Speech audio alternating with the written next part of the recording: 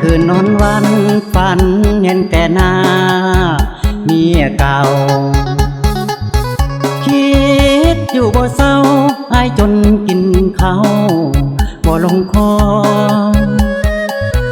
เกินลงยามใดก็เลยข้างคออยู่จอรอนึกขึ้นมาพอคิดอยากจะขอคืนใหม่ตั้งแต่เลิกกันอายนอนลำพันอยู่จอยแต่เมียผู้น้อย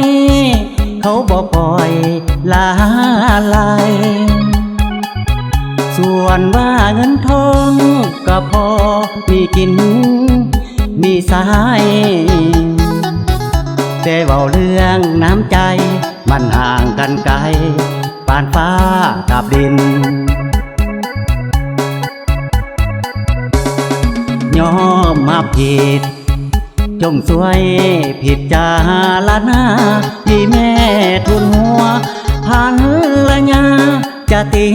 จะขาดอายบ่ได้กินประหารลงโทษ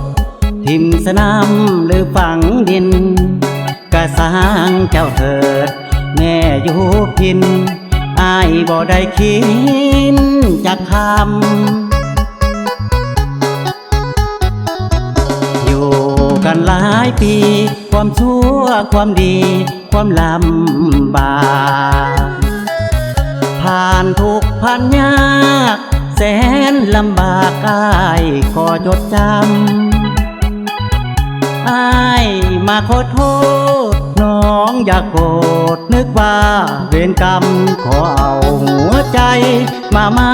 ดจำจะเชื่อฟังคำเมียเข้าเจ้าเด้อ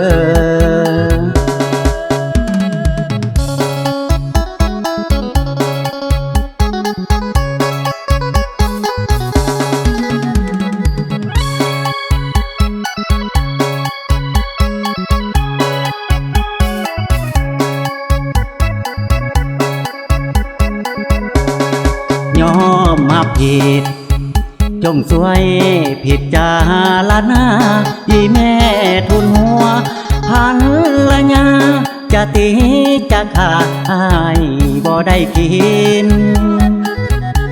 ประหารลงโทษทิมสนามหรือฝังดิน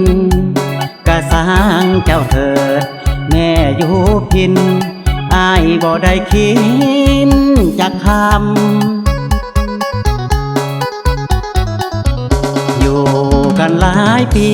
ความชั่วความดีความลำบากผ่านทุกข์ผ่านยากแสนลำบากอายขอจดจ